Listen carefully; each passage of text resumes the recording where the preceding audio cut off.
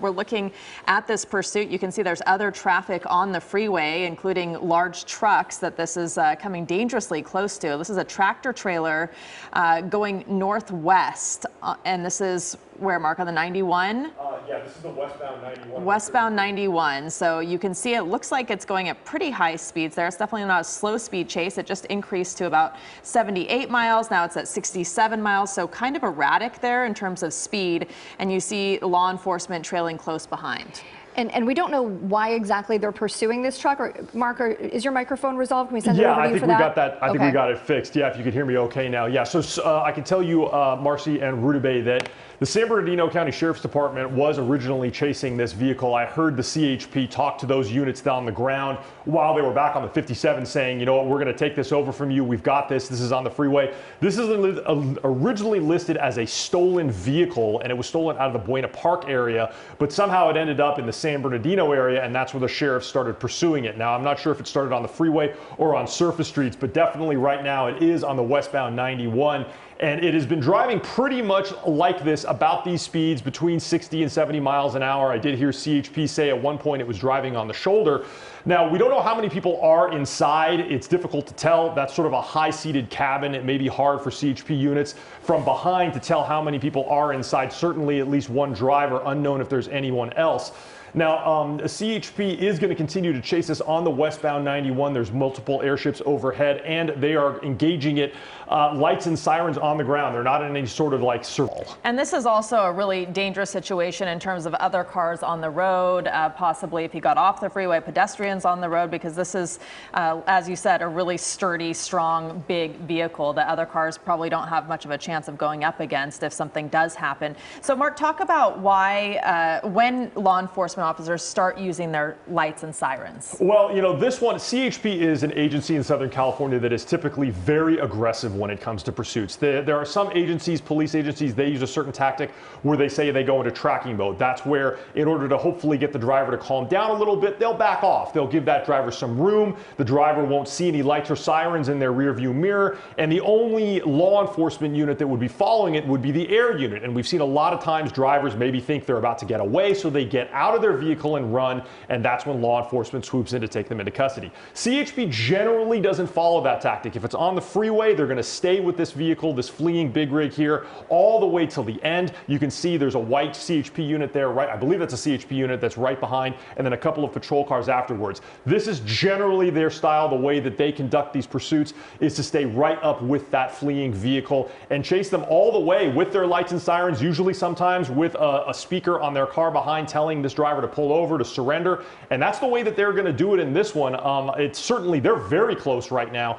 And certainly there's no way that this big rig has enough horsepower, I should say speed. It's got plenty of horsepower, speed to sort of outrun any of the CHP vehicles here. But as you said before, Marcy and Rudabeh, this is a huge vehicle. It is extremely dangerous. It does not turn or stop on a dime. We don't know if this driver is familiar with driving vehicles this size. You certainly need a certain license and lots of training to do this. So, you know, driving on the straight and narrow here on the 91 freeway, it looks like they may be transitioning to the 5. It looks like they did. They're now on the 5 northbound, heading through the Buena Park area. Now, this is originally where it was stolen. According to our information from law enforcement, the source said that the vehicle theft happened in this area. So we don't know if it's coincidence that this driver has come back here, or a lot of times we've seen drivers return, fleeing drivers return to areas that they're familiar with. But as he proceeds northbound through here on the 5, it is, like I said, not a lot of traffic here on the straight and narrow. Probably not too terribly hard to drive this vehicle, even if you're not familiar with it.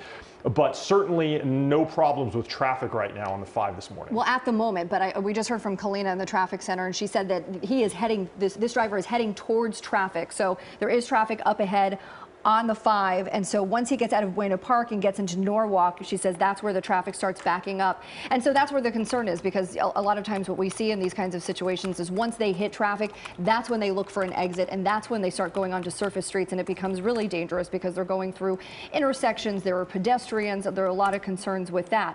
Right now you can see smooth sailing, not a lot of other vehicles in the way, but we will be seeing that slow down coming up here shortly. But it's, as you watch this, you can tell, a lot of the other vehicles on the road probably have no idea that this is a pursuit, and that's where it becomes dangerous because these drivers need to know to stay away. Yeah, and that's where the lights and sirens come in too, not only to let that driver know they're pursuing him, but also to give a heads up to the other drivers.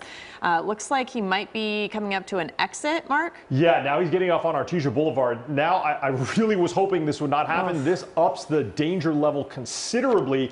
Whoever is driving this vehicle is now going to have to contend with lots and lots of other drivers on surface streets. They may have to make a lot of turns, and you know, this, like we just said, is not a nimble vehicle at all. There's a huge amount of force and mass behind this vehicle. It does not stop quickly at all. So CHP is going to continue to be the primary agency in this chase. I don't actually see any other air units overhead, which would indicate to me that this is the only law enforcement units on the ground as well as the CHP. But yeah, now we are here in the sort of Buena Park area. It's Artesia and not, according to our GPS at the top here. And you know, this is going to be very dangerous for drivers on the road. Like you had mentioned, there's probably a lot of people that don't realize that this is a pursuit. It's probably going to pass them when they first see those sirens. And that's going to probably alarm some people that are just trying to get to work this morning.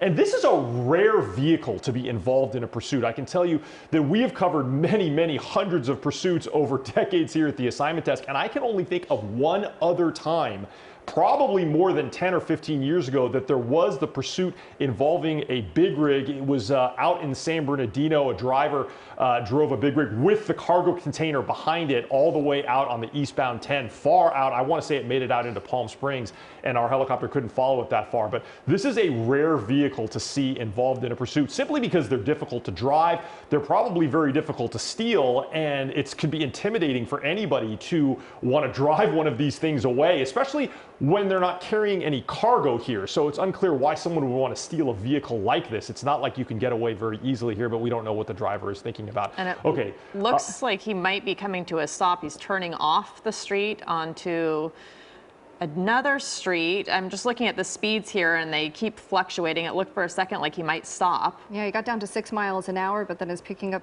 speed slightly, but still going incredibly slowly. Right now, slowing down again, just going 8 miles an hour at this point. So perhaps considering pulling over, trying to weigh options.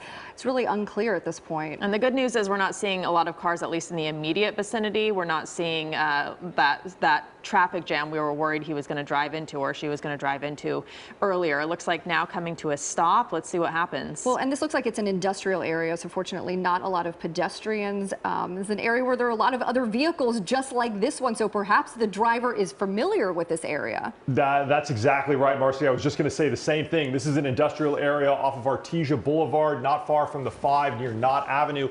And you can see so many other of similar vehicles like this now slowing down next to what might be an unhoused person's camp here. There's an RV right there. And now the vehicle has stopped. I mean, it's very possible, like you said, that this vehicle was stolen from this area. We do know it came from Buena Park. And here we are right back in a place where there are other big rigs parked around in this area. Now CHP out of their vehicles with